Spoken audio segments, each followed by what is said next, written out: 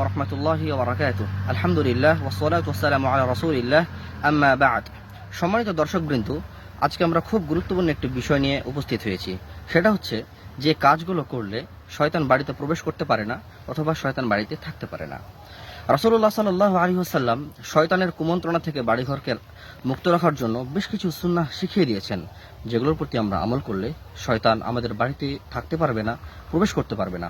আসুন আমরা বিষয়গুলো জেনে নেওয়ার চেষ্টা করি। এক নম্বর বিষয় হচ্ছে যে আমরা যখন বাড়ি ঘরে প্রবেশ করব তখন দোয়া পড়ব, আল্লাহ তাআলার নামকে স্মরণ করব এবং খাবার সময়তে বিসমিল্লাহ পাঠ করব।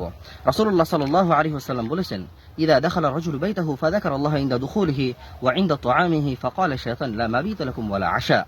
যে তোমাদের কেউ যখন তার বাড়িতে প্রবেশ করে, প্রবেশের সময় আল্লাহ তাআলাকে স্মরণ করে এবং খাবার সময় আল্লাহ তাআলাকে স্মরণ করে, তখন শয়তান বলে তোমাদের এখানে রাত্রি যাপনের কোনো ব্যবস্থা নাই, তোমাদের খাবার কোনো এখানে ব্যবস্থা নাই। অতএব এই বিষয়টা আমাদের সর্বোচ্চ গুরুত্ব দেওয়া উচিত। বাড়িতে প্রবেশের সময় সালাম দেওয়া উচিত, দোয়া পড়া উচিত এবং খাবার সময় বিসমিল্লাহ পড়া উচিত। 2 নম্বর বিষয় হচ্ছে আল্লাহ রাসূল সাল্লাল্লাহু আলাইহি ওয়াসাল্লাম বলেছেন, ইন্না শাইতানা ইয়ানফিরু মিনাল বাইতিল্লাযী তুকরাউ ফীহি সূরাতুল বাকারা। নিশ্চয়ই শয়তান সে বাড়ি থেকে পালিয়ে যায় যে বাড়িতে সূরা বাকারা পাঠ করা হয়।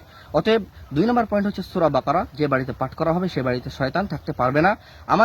আমাদের বাড়িগুলোতে বেশি বেশি সূরাতুল বাকারা পাঠ করা উচিত, শয়তান সে বাড়িতে তাহলে প্রবেশ করতে পারবে না। 3 নম্বর বিষয় হচ্ছে যে আমাদের বাড়িঘরের যখন দরজা বা জানালা বন্ধ করব তখন আল্লাহ তাআলার নামকে স্মরণ করা। আল্লাহ রাসূল সাল্লাল্লাহু আলাইহি ওয়াসাল্লাম বলেছেন, ওয়াগলিকুল আবওয়াব ওয়াযকুরু ইসমাল্লাহ ফাইন্না শাইতানা লা ইফতাহু বাবান মুগলাকা। তোমরা তোমাদের দরজাগুলোকে বন্ধ করো আল্লাহ তাআলার নামকে স্মরণ করে, কারণ শয়তান বন্ধ দরজা খুলতে পারে না। অতএব সম্মানিত দর্শকবৃন্দ, আসুন আমরা এই সুন্নাহগুলো আমাদের জীবনে চর্চা করি এবং এগুলোর প্রতি আমল করার চেষ্টা করি। ইনশাআল্লাহ আমাদের বাড়িঘর হবে শয়তান মুক্ত, শয়তানের কুমন্ত্রণা থেকে মুক্ত এবং আমাদের বাড়িঘর রহমতে ভরপুর হবে ইনশাআল্লাহ। বারাকাতুল্লাহু ফীকুম ওয়া জাযাকুমুল্লাহু খায়র। আসসালামু আলাইকুম ওয়া রাহমাতুল্লাহি ওয়া বারাকাতুহু।